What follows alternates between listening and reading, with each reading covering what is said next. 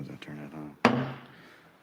All right. I would like to call the Finance, Ways and Means Subcommittee to order for April 28th, 2021. Madam Clerk, please take the roll.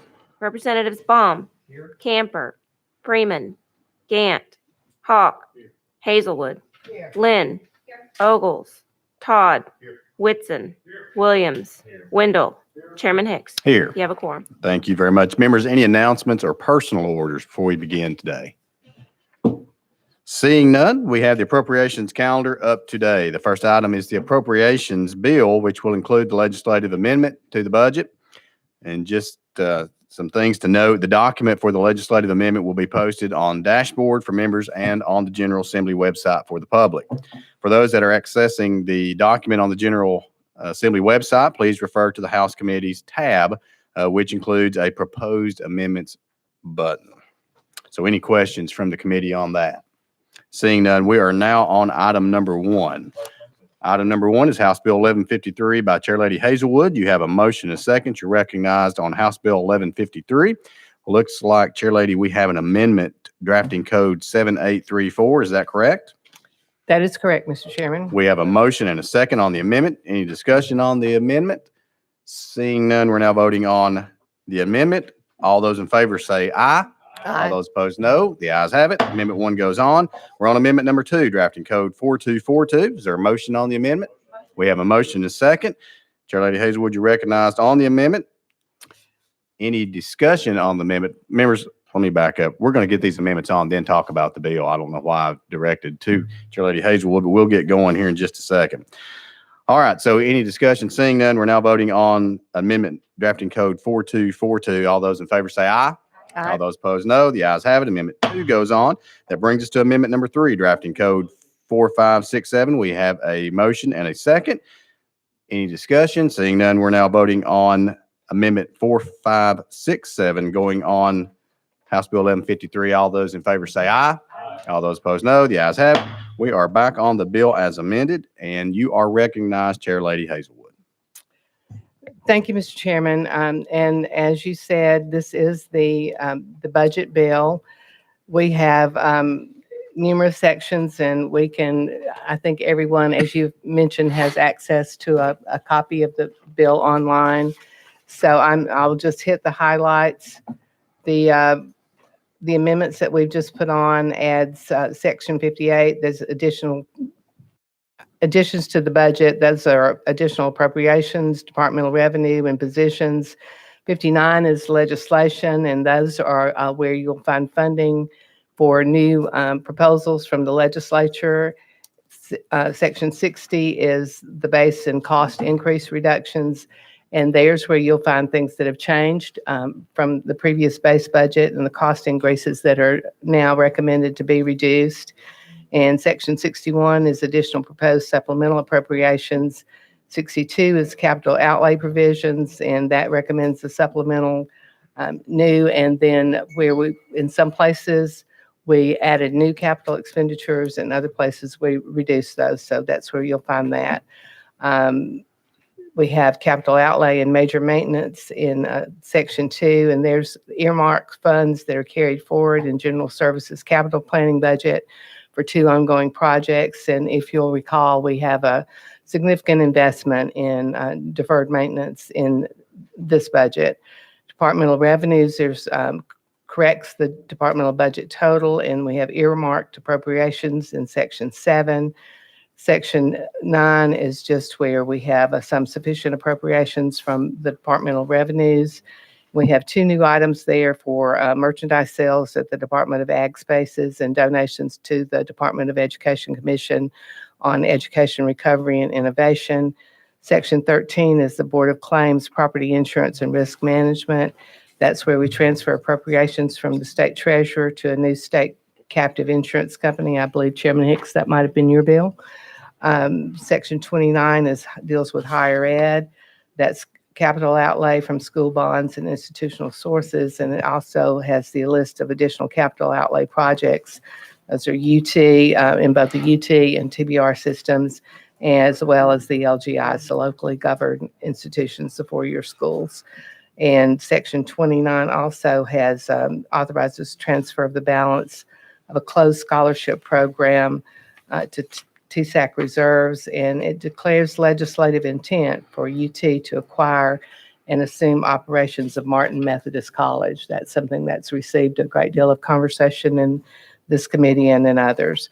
In Section 36, carry forward and appropriations of certain unexpended balances. And we have some new carry forwards there for the Attorney General's oversight of the state health plan. And we have in Section 39 program expansions, and those are, there's a separate report that was furnished to General Assembly with these expansions. In Section 43, over appropriations, those are where we're going to get reversion dollars back to the general fund. And it amends the projected over appropriations for fiscal years 2020, 2021. It updates the amount of motor vehicle taxes that are earmarked for license plates. I'm excited. I hope you all are. We're finally going to get a new license plate for our cars in Tennessee. And we also transferring funds from the general fund to the K through 12 mental health trust fund. And that's, again, something that's received a lot of conversation here in the media and other places, and something that is, we feel will really be a boon to the state of Tennessee, and particularly to our children as they deal with not only the mental health issues related to COVID, but just social media and all of the things that impact their lives. In sections 47, we have the revenue fluctuation reserve, and that updates the total deposit to the rainy day fund. We will be depositing in the governor's original proposed budget. There was a $50 million deposit to the rainy day fund. We've upped that by another $50 million.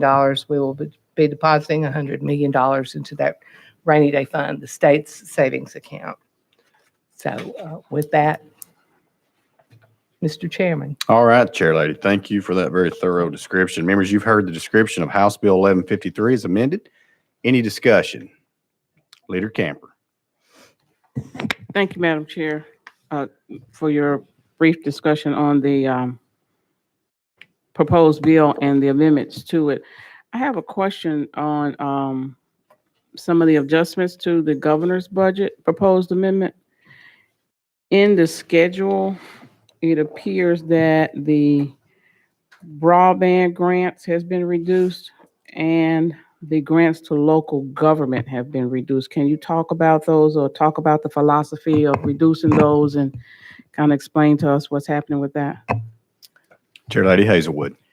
Thank you, Mr. Chairman. And yes, Leader Camper, I'll be happy to do that. We're able to do some, I think, great fiscally responsible things for the state because of reallocating some of those dollars that you mentioned. The broadband, in the governor's original proposal, there was $200 million to be spent on broadband in the coming year. There's been a lot of discussion about how much of that can be spent and spent wisely in that amount of time.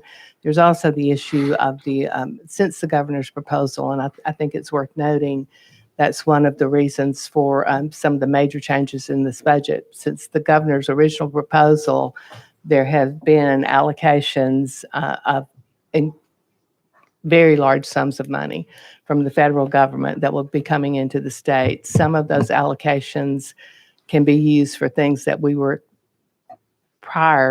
planning to spend state dollars on. So we have $100 million in this year's budget for broadband. In addition to that, there will be significant federal funding that can be used for that. We are still planning we will spend the $200 million, assuming it's still needed after the federal funds. We will have $100 million in this budget, and we plan to have $100 million in next year's budget for broadband. So it's just a matter of spreading the expenditures out. So I think we can be more thoughtful about it and hopefully more effective. And I want to go on record as saying ECD is in the process of contracting for mapping, like door-to-door mapping, so we know exactly where we do and don't have broadband and at what level. And I think giving us an opportunity to get that study and then utilizing it to make sure that we are allocating dollars to the proper places and to the proper technology. On the city and counties, that's the local government piece you mentioned. Mm-hmm. Again, there was $200 million in the governor's original proposal. Since that time, the cities and the counties will have now found out, we know and they know that they will be receiving significant federal dollars for their use. What we don't know at this point is how those federal dollars, what sort of strings will be attached to them, what kind of things that they will be able to be used for. So what we have done is, instead of giving the cities and the counties $200 million this year from the state budget, we're changing that to $100 million.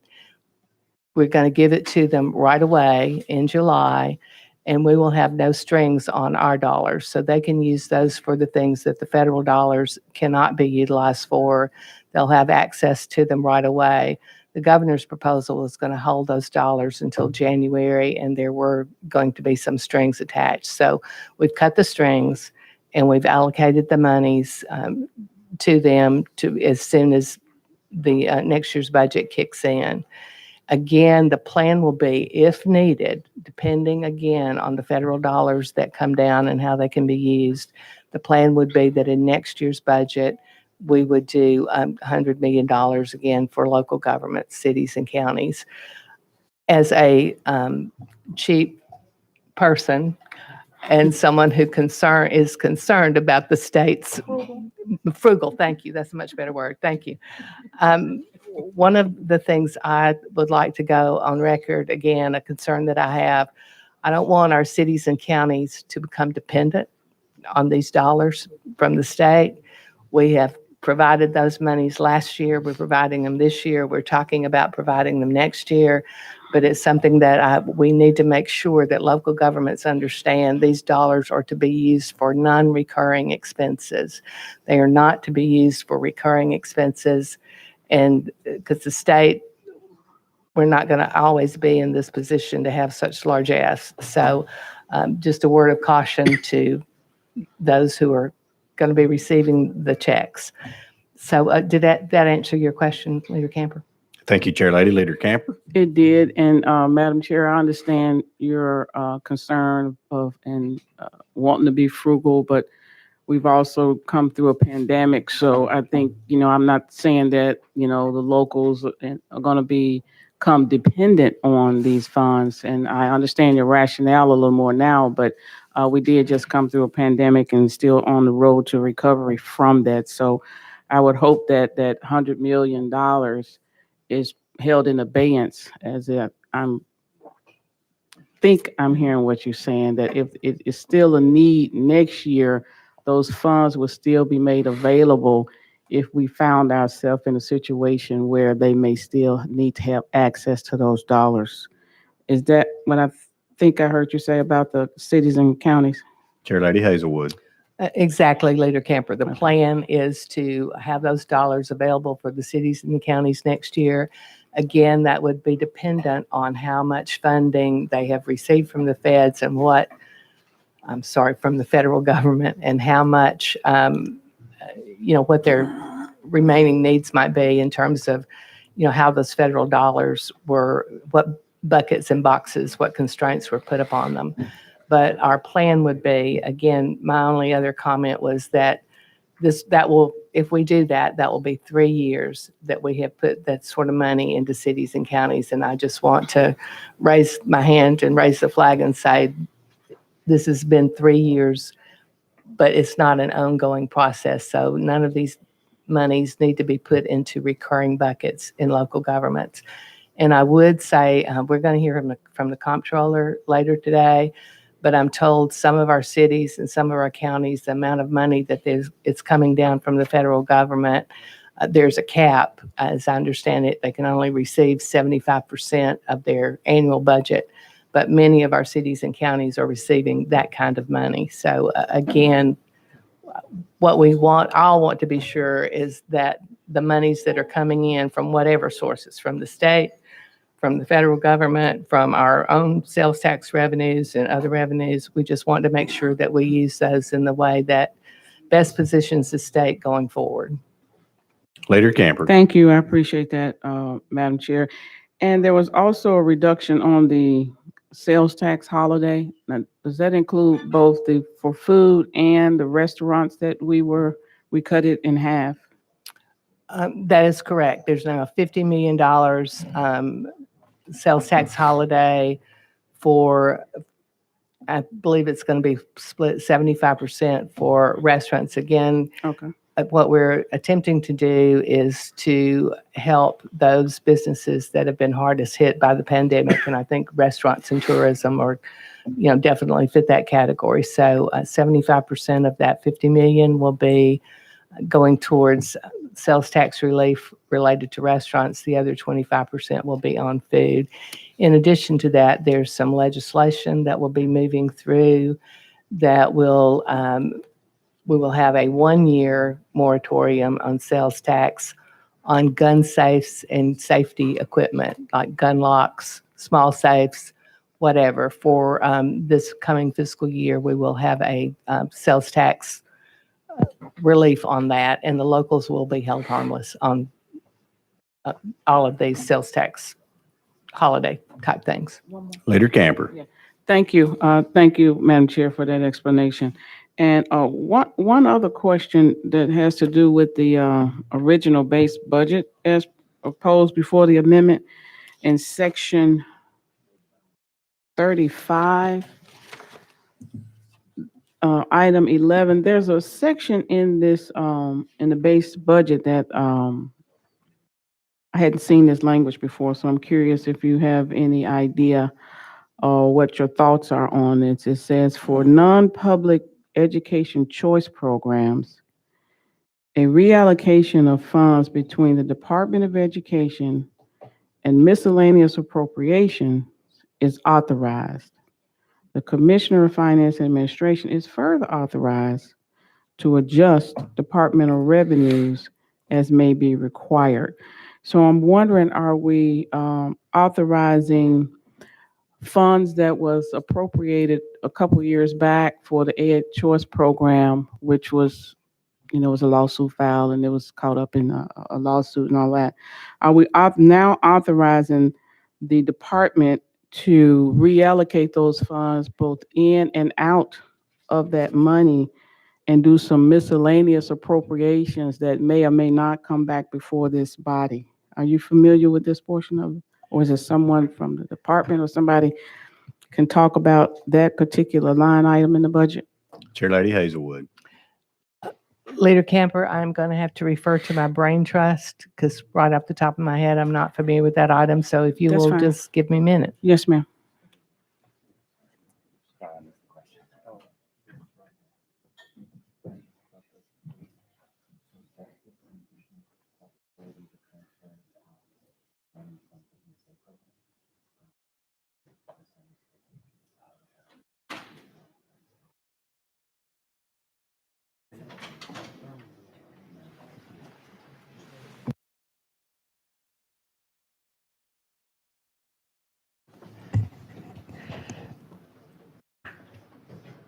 Mr. Chairman, if we could, I think we have David Thurman is in the office, and he probably is going to be better equipped to dig down into that if we could go out of session and hear from him. Okay, we'll ask Mr. Thurman to come on up. Without objection, we're going to go out of session. So without objection, out of session.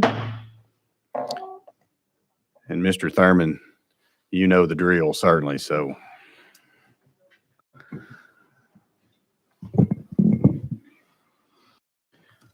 Hi, David Thurman, Budget Director for the Department of Finance Administration.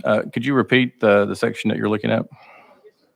Excuse me. Thank you. And thank you for comment. It's in section 35, item 11. And the language is talking about the non-public education choice program. It's on page 52 of the original document. If you have the original bill, it's on page 52.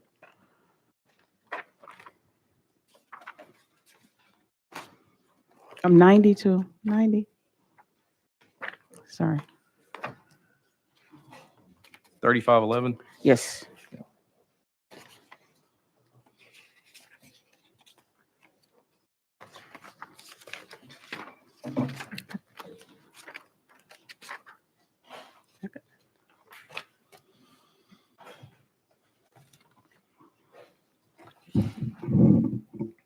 35, yes. Yes. So we have an appropriation currently for the ESA program. There's, I guess, we haven't started enrollment yet. And so we're not sure exactly what the appropriation requirement is going to be for until we have enrollment. And so what we want to do is we've funded, have an appropriation, but if the appropriation requirement is greater than what's in that appropriated for that program, we added authority to transfer funds from miscellaneous to fully fund our commitment once we know enrollment. So it's kind of a backstop to make sure that we have the funding necessary to fully fund whatever the impact of enrollment is on the program. Leader Camper. Thank you, and thank you for the explanation. So for the record, it is to establish what we believe is maybe a base number of people students that may enroll. And if it goes over that number, you want the authorization to move money from some miscellaneous pots, basically, to fill in for student enrollment. That's correct. So does this language also authorize you to move funds out of that pot of money to some other miscellaneous pot for the record? No, it does not. It's just from miscellaneous to this particular program for this issue only. Okay, thank you, Mr. Thurman. I appreciate it. All right. Thank you very much, Mr. Thurman. Thank you. Without objection, we're going to go back in session. And that brings us to Chairman Todd. You're recognized. Thank you, Mr. Chairman. I appreciate the opportunity to discuss these details. A couple of things that I would point out as well. One concern that I have immediately is eliminating the reduction in the professional privilege tax. I mean, we're all getting input from our constituents that this is a very high priority to eliminate this very unfair tax on certain professions in our state. It's not a privilege to do business in this state; it's a right. And I'm disappointed that this has not been a full elimination. It wasn't proposed to be, and I certainly wish that we had had the opportunity to do that in this budget.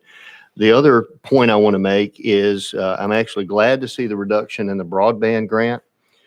I was very concerned, and I'm still concerned about how much money we're going to be putting into a system that is about to be outdated.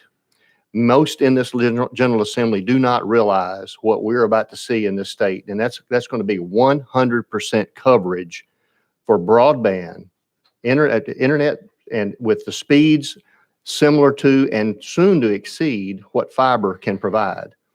Every home in this state is about to have it this year without us putting one dime of money into it. So I've talked with, and Chairman Zachary and I have talked with the Economic Community Development folks to make sure they know about this. I even encourage them to look at using some of these grants to supplement some of the equipment for that. One company is going to be offering that, or you can already sign up for it right now. It's not turned on yet, but it'll be later this year, probably this summer. And I would encourage the use of this money, some of this money at least, to supplement the equipment that individuals can purchase for that, instead of supplementing running wires all around the country, which I think most on this committee know there's not enough money printed to put a wire to every home in this state with fiber right now. There's not enough money, and the ROI on that would be ridiculous. So let's utilize the technology that's already out there. And I look forward to hopefully ECD changing some of the rules around this money, unless we need to make that change, so that can be utilized for those purposes and be the most efficient use of this money. Thank you, Mr. Chairman. Thank you, Chairman Todd. Leader Gant, you're recognized.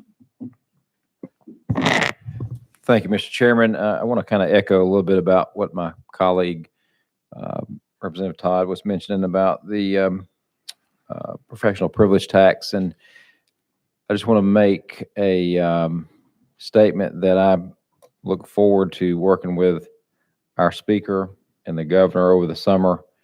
And hopefully, our original intent was I've talked to Chair Lady Hazelwood, and she concurs that we've got to look at,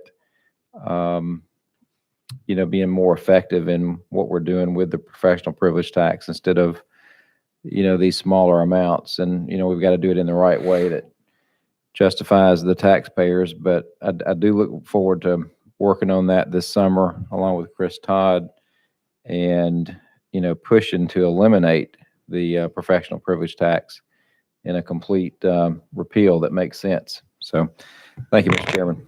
Thank you, Leader Gant. Further discussion? Seeing none, we are now voting on House Bill 1153, moving on to full finance. All those in favor say aye. All those opposed, no. The ayes have it. House Bill 1153 moves to full finance. All right, members, that brings us to item number 2. But before we go to item number 2, I'm going to take a point of privilege here. I've got a special guest in the audience. He is a former constituent of mine, and we've got Mr. Pearson Harrison back there. Pearson, if you'll stand up. Pearson is 11 years old. He and my oldest daughter are pretty much the same age, and I don't know if he wants me to admit it or not, but he is the youngest son of Mike Harrison. So, Pearson, it's good to have you here. Thank you. All right, members, that brings us to item number 2 on our calendar. That's House Bill 1151 by Chair Lady Hazelwood. You have a motion and a second. You are recognized. Thank you, Mr. Chairman. This just increases the amount by which state appropriations from state tax revenues for next fiscal year may exceed the index of estimated growth in the state's economy, and that's by $431,600,000, and that's 2.37%, and there are no amendments. All right, thank you very much. Members, you've heard the description of House Bill 1151. Any discussion on House Bill 1151? Seeing none, we're now voting on House Bill 1151, moving on to full finance. All those in favor say aye. All those opposed, no. The ayes have it. House Bill 1151 moves to full finance. That brings us to item number 3 on our calendar. Item number 3 on our calendar is House Bill 1154 by Chair Lady Hazelwood. Do we have a motion and a second? We have a motion and a second on House Bill 1154. It looks like we also have an Amendment 1 Drafting Code 7321. This amendment will be withdrawn. That brings us to Amendment number 2, Drafting Code 7813. We have a motion and a second. We're going to get these on again. Let me just put us in the proper posture. We're going to put these amendments on, and then we will come back and discuss the bill as amended. So that is, again, Drafting Code 7813. We have a motion and a second. All those in favor of 7813 going on to House Bill 1154, say aye. All those opposed, no. The ayes have it. Amendment goes on. And I think that is the final one. So now we are on House Bill 1154 as amended. Chair Lady Hazelwood, you're recognized. This is the budget implementation bill, and it makes the changes that are to permanent law that are necessary to implement the enacted budget. So we talked about the budget before. This provides the language to put that in statute. The Section 1, one of the things that Leader Camper had alluded to earlier, and enacts a sales tax holiday on groceries, July 1 to July 14, and food for retail sale, October 1 to October 14. And I'm sorry, the dates, I have new dates.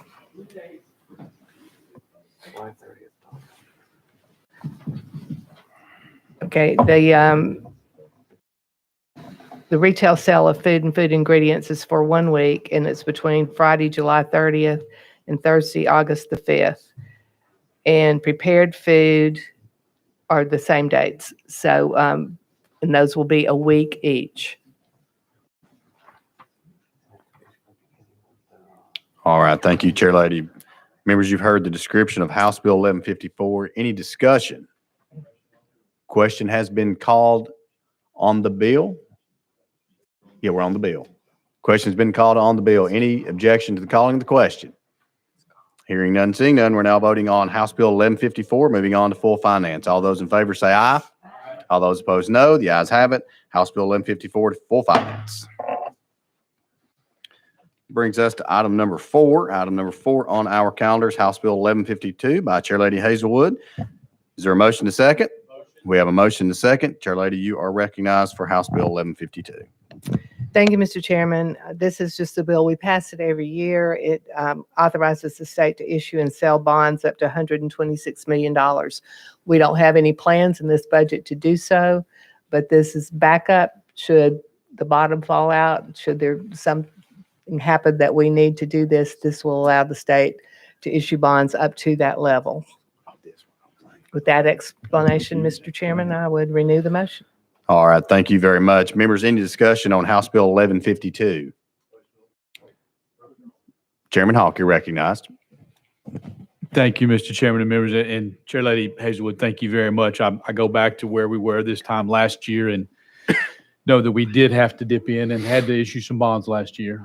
I was frustrated by doing it that time because I felt like we could go forward without that. But the statement that you just made that no new debt is going into the state of Tennessee is very important. And I don't want that just to gloss over people. That is critically important, how we're paying our bills and paying as we go. So thank you for this and your statement that we are not issuing any bonds or have no plans at this moment to issue any bonds. Thank you, Mr. Chairman, members. Thank you, Chairman Hogg. Further discussion? Seeing none, we're now voting on House Bill 1152, moving on to full finance. All those in favor say aye. Aye. All those opposed, no. The ayes have it. House Bill 1152 moves to full finance.